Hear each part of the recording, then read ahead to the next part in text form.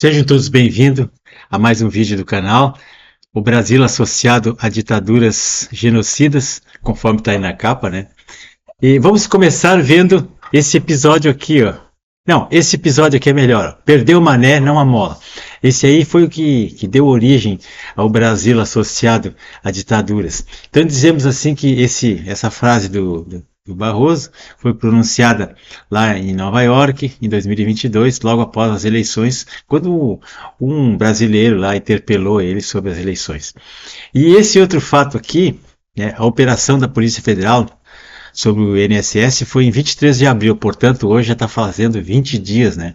Hoje são dia 12 mais um, mas já está fazendo 20 dias que arrebentou essa corrupção, esse escândalo no governo do PT, Lula e do PT e do PDT, né?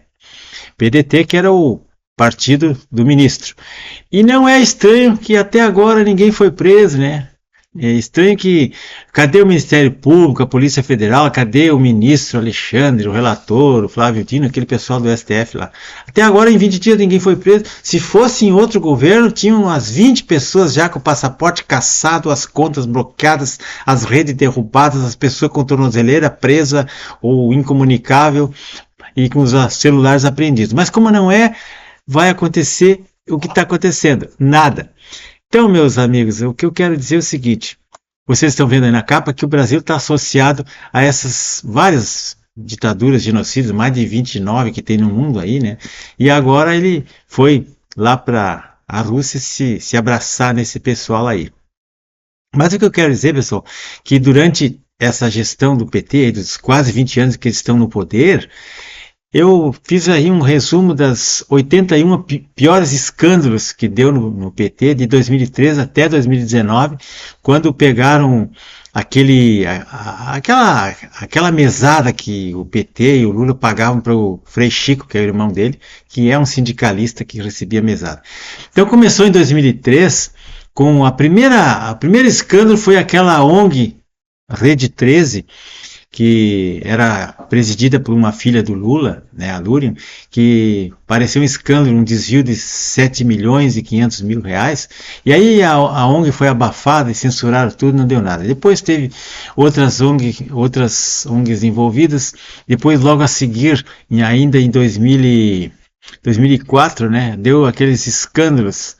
O escândalo do Correio já foi em 2005, na gestão Lula, e por aí continuou e não parou mais. Em 2014 veio o escândalo do Mensalão, da Lava Jato, e dezenas e dezenas de escândalos. Escândalos grandes, escândalos pequenos, todo dia aparecia um escândalo novo. Aí o governo resolveu censurar os escândalos, então não aparecia mais, mas as mídias, principalmente na época a Folha, o Estadão, a revista Veja, a revista Isto É e outras aí, malhavam dia e noite em cima desses escândalos aí. Mas depois eles encheram a mídia mainstream de dinheiro e aí ninguém mais comentou. Bom, pessoal, vamos ver o problema do perder o mané não a mola. Isso aí é uma frase cheia de significado que foi dita pelo ministro Barroso lá em Nova York em 2022, após as eleições. E então, com essa frase, ele chamou o povo brasileiro, né, de manés, que significa manifestantes otários, né, imbecis, por terem questionado aquelas caixinhas mágicas que são infalíveis, né? E o povo estava reclamando da falta de transparência, do tratamento desigual que foi dado aos candidatos antes do pleito, e tratar os eleitores como otários, né? Como manés.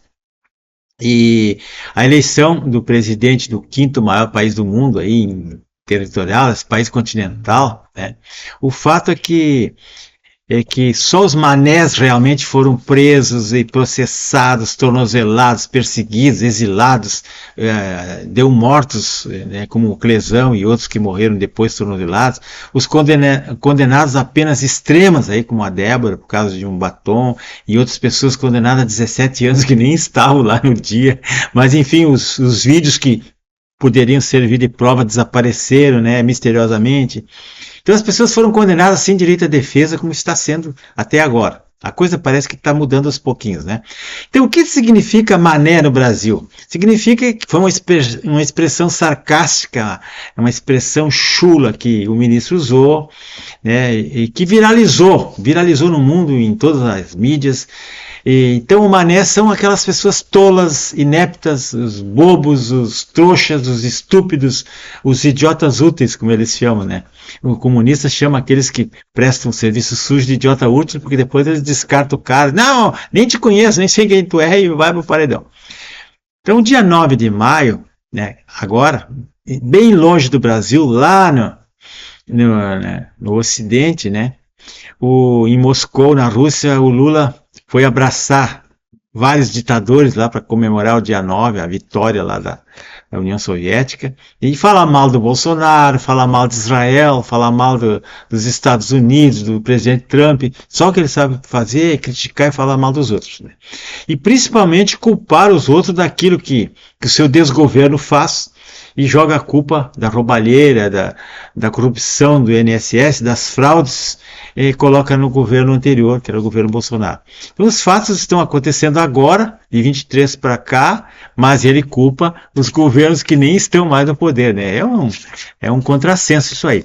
Então, meus amigos, e o que o Congresso Nacional e a Câmara fazem?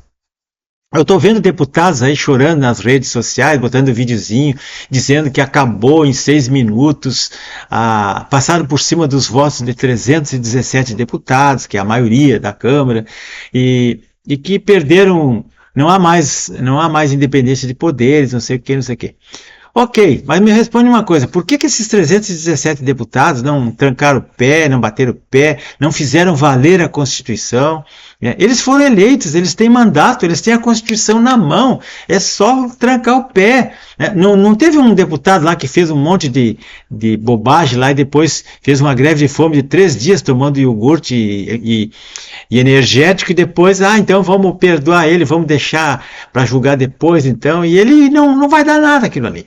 Por quê? Porque ele é de esquerda, né? E ele sabe, ele é minoria, mas eles têm um poder majoritário. Bom, então, eles estão agindo como um refém por quê? Eles estão ali para legislar, eles estão ali para trancar o pé. Não é para pedir socorro no Instagram nem gravar videozinho, né? Não, eles estão ali para... Claro que tem muito deputado que fica 24 horas lutando pelo Brasil, tem como a Caroline, que é...